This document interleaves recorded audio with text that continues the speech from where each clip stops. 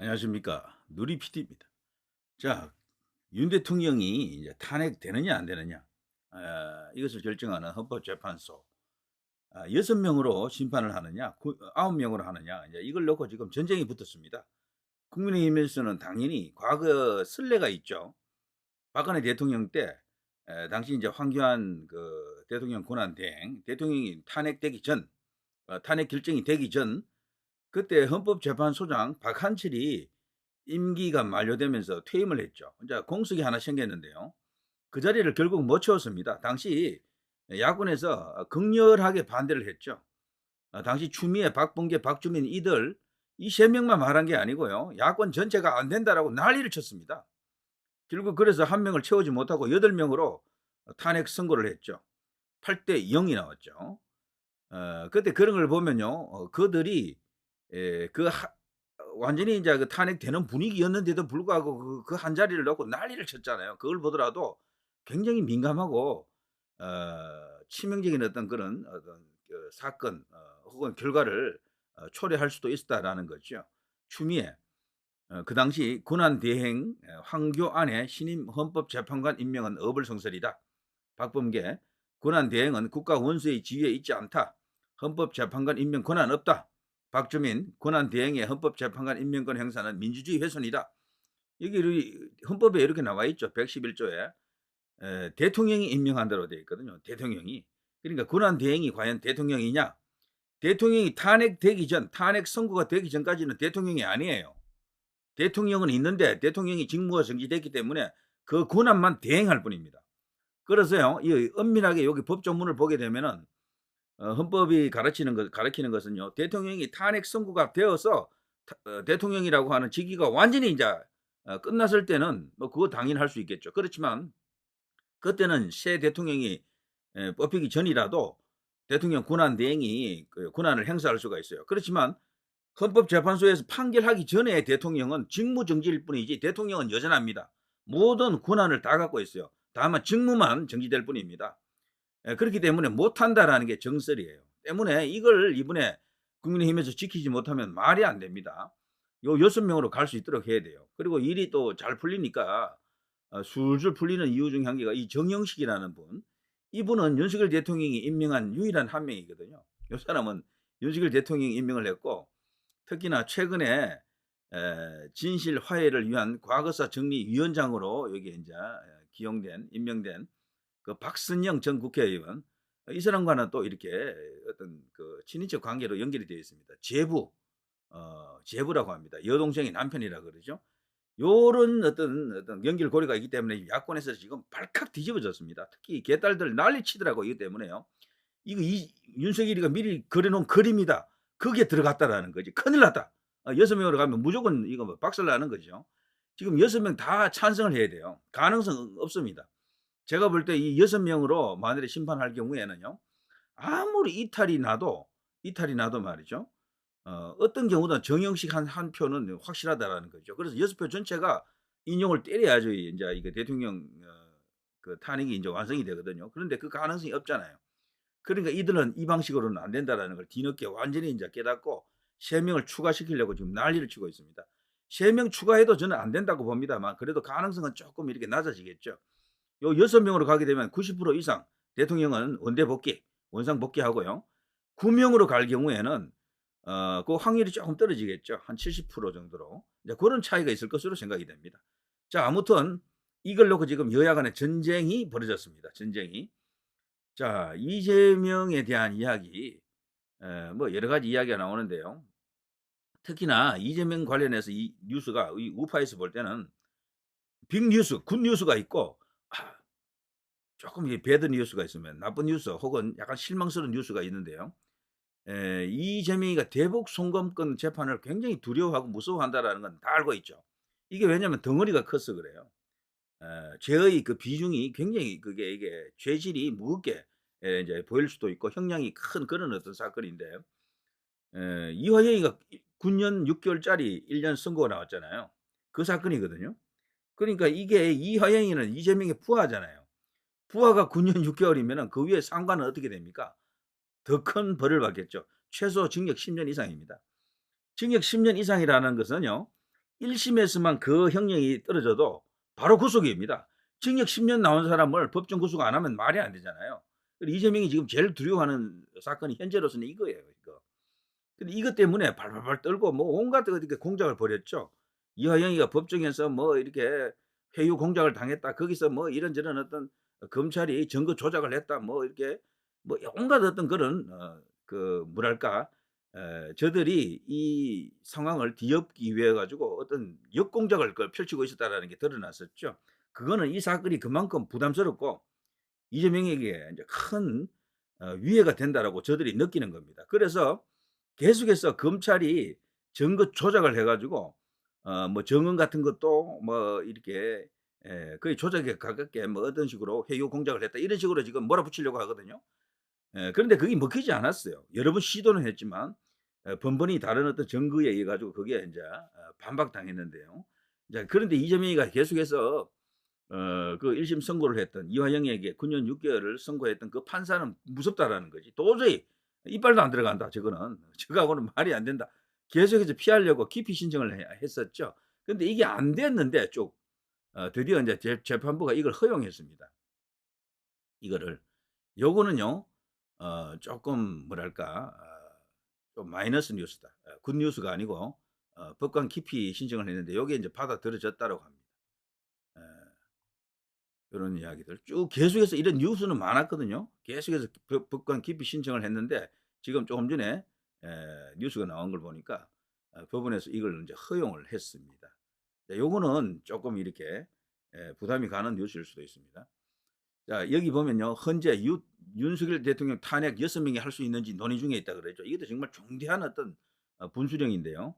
그렇다고 여기 헌재가 이걸 결정한다 그래서 모든 게 끝나는 건 아닙니다. 앞서 저 보여 드린 것처럼 그 헌법의 문제이기도 한데 이거를 가능하려고 하면요. 헌재 자체적으로 중대한 어떤 법적 절차를 밟아야 될 겁니다. 이거 갖고 또다시 위헌 심판 청구를 당할 수도 있어요. 헌법재판소가 헌법에 대한 위헌 심판 대상이 되는 거죠. 예 그런 일도 생길 수가 있어요. 그래서 지금 현재 진행 중이라고 하니까 이건 결과를 봐야 되겠고요.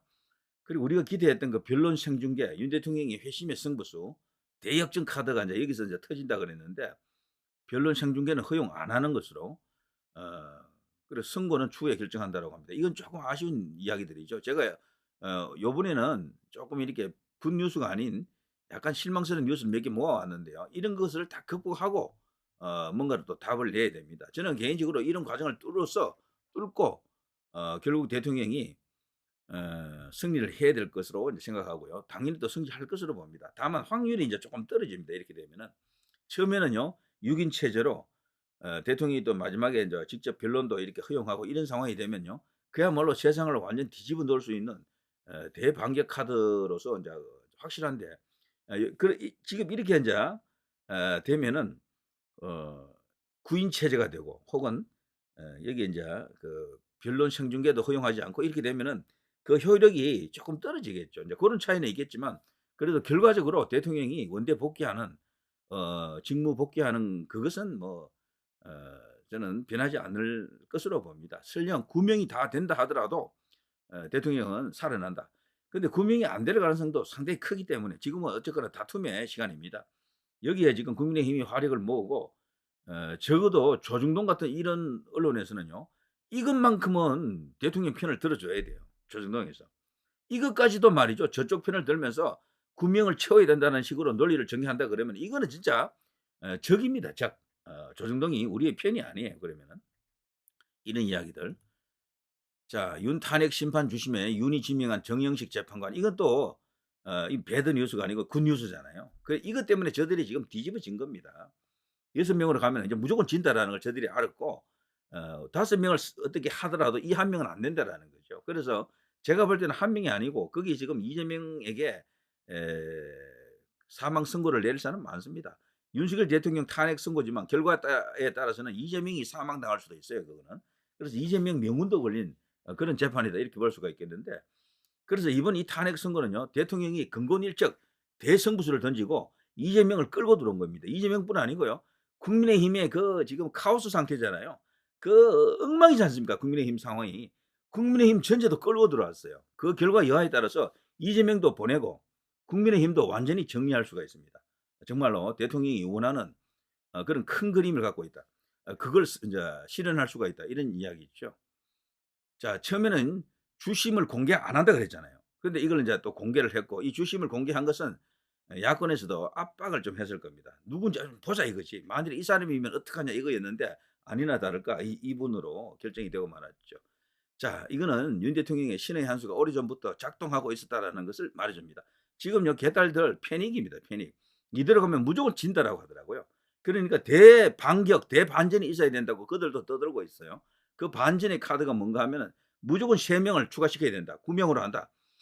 그리고 분위기를 더 박근혜 대통령 때처럼 압도적으로 한쪽으로 몰아붙여야 된다.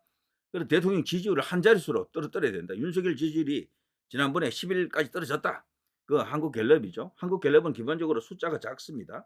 다른 여론조사에서는 20 이런 것도 있을 거예요. 어쨌거나 그런 여론조사에서 뭐 옛날 박근혜 때처럼 5% 이렇게 4% 이렇게 떨어뜨려야 된다. 이렇게 좀 주장을 하고 있습니다. 그러면서 그 당시 모든 언론이 박근혜 죽이기에 동참했었죠. 지금도 언론이 그렇게 되어 있어요. 어느 정도는. 그때 같은 분위기를 만들면서 공포 분위기를 만들자라고 합니다. 공포. 박근혜 대통령 때는 공포가 있었죠. 무시무시했잖아요. 그래서 이 소위 박근혜 대통령을 지지하는 공무원이라든가 정치인들도 함부로 말도 못하고 있었어 전부. 그냥 광장에 나가서 태극기 들고 그냥 박근혜 대통령 탄핵 무효 외친 애국 국민들 외에는 그 누구도 목소리를 못 냈어요. 그 당시에. 겁을 냈던 거야. 그 후에 재판 그 탄핵 선고 재판이 끝나고 난 뒤에 오래 뒤에 나타난 이야기입니다만 그 재판관들이 다 겁을 먹었다고 하지 않습니까? 무서웠다라고. 그 당시 촛불로 모든 걸 다 불태운다 뭐 할 때 그때거든요. 근데 그런 분위기를 저들이 만들자고 합니다. 근데 지금 다행스럽게도 현재까지는 그런 분위기가 안 되고 있어요. 그 박근혜 대통령 때 우리가 잘 봤지만 그때와 지금은 다릅니다. 탄핵은 분명히 진행되고 있고 언론들도 윤 대통령을 끌어내리려고 하긴 하는데 분위기가 그때와는 다른 거죠. 한번 이제 해봤다 이거죠. 학습 효과도 있는 데다가 또 당하지 않겠다라는 보수 민심도 있는 데다가 그리고 이번에는요. 그때만큼의 어떤 그 긴박감, 절박감, 공포 이런 것들이 없습니다. 조금 이렇게 느긋하다고 할까. 탄핵은 탄핵인데 대통령이 살아날 가능성도 보이는 데다가 하여튼 아무튼 그렇습니다. 이 느낌상으로 그 박근혜 대통령 때와는 완전히 이제 이렇게 강도가 다르다라는 것을 알 수가 있습니다. 이것 때문에 민주당이 원하는 방향으로 가기가 힘들 거예요. 다만 이재명은 어쨌거나 여러 가지 어떤 변수들이 있는데 그 워낙 사법 리스크가 많잖아요. 종류가. 재판도 여러 개 받지 않습니까? 그중에서 본인이 이제 가장 이제 부담스러워하는 저 공직 그 뭡니까? 저 대북 송금건에서 이제 재판부 기피 신청만큼은 그게 어느 정도 이제 받아들여져 가지고 그 뭐 그 이슈는 쪼끔 이렇게 좀 뭐랄까 안심한다 그럴까 뭐 그럴 수도 있겠어요. 그렇지만 이재명에게 지금 생기는 여러 가지 어떤 뉴스를 보게 되면은 불리한 뉴스도 많습니다, 불리한 뉴스가. 그래서 이재명은 특히나 그 저 공직선거법 그거는 1 심에서 인제 그 집행유예 징역 1 년 집행유예 2 년인가 터졌잖아요. 그거는 진짜 그야말로 치명적인 건데 그 사건도 엄청나게 인제 중요한 사건 아닙니까? 이제 그 사건을 어떻게든 이제 지연을 시키려고 합니다. 지연을 시키려고 하는데 지금 오늘 인제 이 법원에서 인제 결정을 했었죠.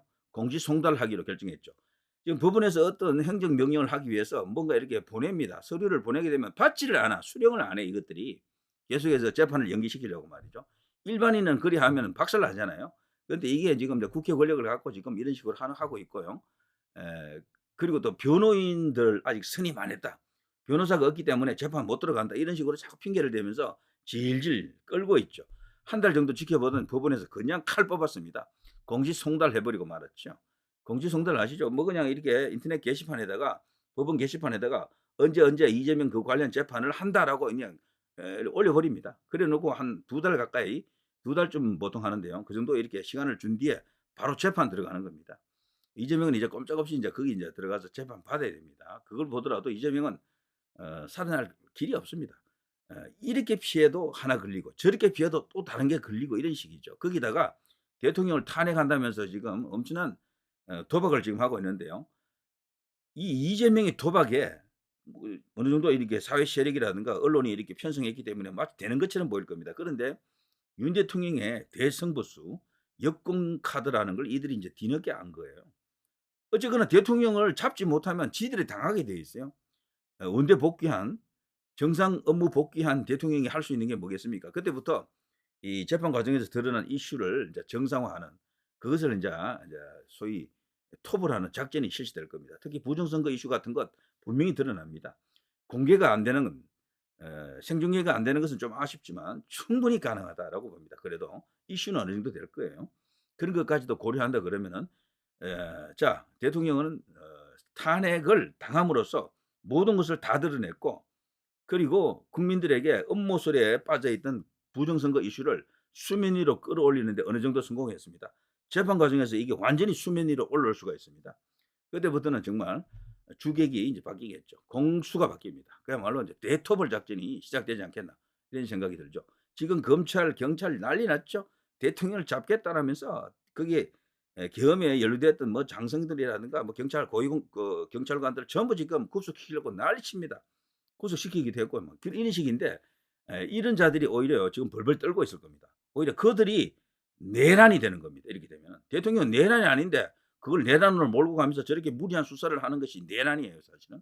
거기에 동조하고 그런 어떤 주장을 했던 사람들도 내란 선동에 들어갑니다. 우리 언론도 지금 상당히 초긴장 상태로 이게 만일에 결과 뒤집어지면 그들도 입장 곤란할 거예요. 당연히 정치권도 그렇고요. 자, 이런 대반격, 대역전이 기다리고 있다. 이런 생각이 듭니다. 누리 PD 김준희였습니다.